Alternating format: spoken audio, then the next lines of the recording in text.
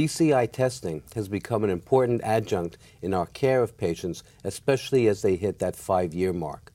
Normally, it's been the paradigm in the treatment of adjuvant treatment of breast cancer that the endocrine treatment continue, or actually the anti-estrogen therapy continue for 5 years. And we've been hard-pressed to find data to support going on.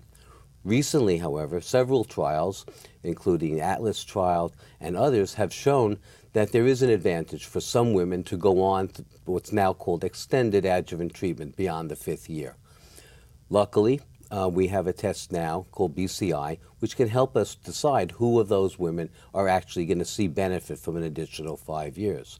If one looks at those trials that were done years ago and now beyond the 10-year mark, the absolute benefit for most of the women, if one looks at the mean, is only about 5 or 6%. There are some women who are benefiting and others who are not.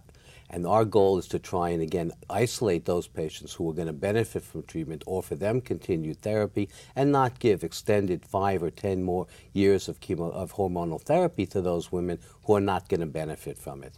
So BCI is a test that separates those patients out. It offers a genomic profile of the tumor taken some 5 years ago sometimes, and looks at the likelihood of benefit from continuing that treatment. And it uses a genomic panel completely distinct from the one that they may have had 5 years earlier. Oftentimes the patient will ask, well, didn't I do that before? And the answer, of course, is you did a genomic test to tell us what the value would be of chemotherapy, but this is totally different. It has no real overlap with the past. And again, will tell us whether or not you need to be treated beyond that 5th year, or can we just stop and be comfortable with that idea?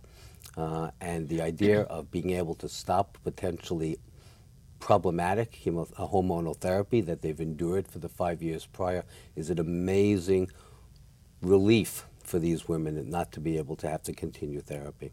And on the counterpoint, knowing that there is something that's going to help them if they are at risk is, again, almost of the same benefit.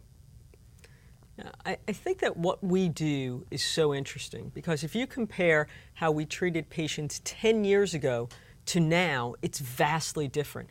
That was really just a cookie-cutter mold. You have breast cancer, it's this size, it's this stage, this is what you get. And we've moved so far past that. We still have a long way to go, but we really have moved so far past that.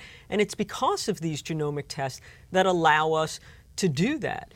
It's educating the patient, it's educating ourselves about it. And when we talk about benefit, I mean, you use the word benefit so often, and it really comes down to that. There are no free rides. Everything that we do to treat a patient for their breast cancer has potential side effects. If the patient is not deriving any benefit and this treatment's not helping them, why would we put them at risk for any side effect? And that really is the crux of this. I personally only want to give a patient treatment that they will benefit and that will help them.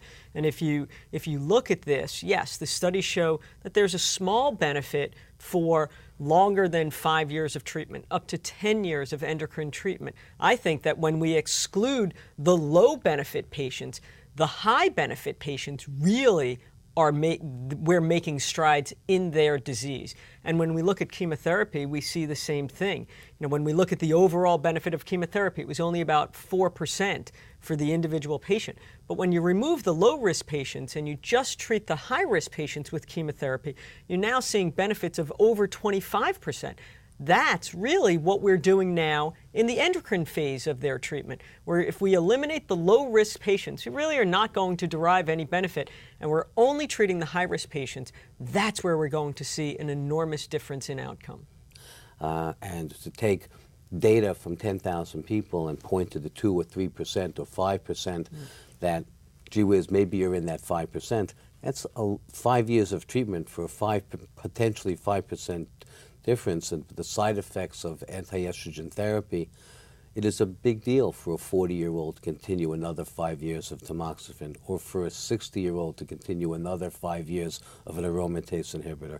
Those have consequences that are probably in excess of that 5 to 6% difference in long-term survivorship or disease-free survivorship. It's no longer one size fits all, and we're really treating the individual patient. I mean, this has changed so much that it actually, if I map out my discussions that I've had along the way with patients at their initial consult, it's really changed drastically from 10 years ago, where I could tell a patient if their cancer was greater than 1 centimeter, they were getting chemotherapy. Then we moved into the era of, well, we're going to get a test, a genomic test that will look at your individual cancer to tell me, will you benefit from chemotherapy? Will it be offered? Will it be recommended? Now my discussion is not only do we have a test to help with the decision for chemotherapy, now at 4.5 to 5 years, we'll be getting another test to help us with the decision of should you continue your endocrine or anti-estrogen treatment for another 5 years. So this discussion really starts at the patient's initial consultation with me. Yeah. I mean, BCI testing now with breast cancer index has now become a critical part of our decision making in that 4.5 years.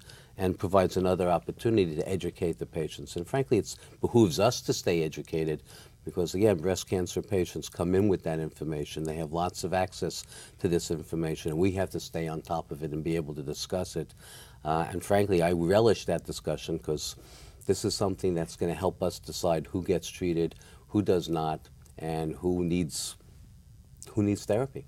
Yeah, so I the whole agree. one size fits everyone is probably one size actually fits no one, and we're going to have to really try and fine-tune that a little bit so that one size concept from the 80s and even into the 90s will have to be disappeared as we in this new millennium. Yeah, forget the 80s and 90s. I think it continued into the early 2000s and really should not be present at all. I think BCI is an enormous advancement in how we treat breast cancer patients, especially with the recent studies that have come out saying that 10 years is better than 5. Yeah. I think that's the one-size-fits-all approach. Our job is, with the help of these genomic tests, such as BCI, to really individualize those studies now to the patient. Yeah, and raise that 5% mark to something much more acceptable in terms of that risk-benefit analysis. Correct.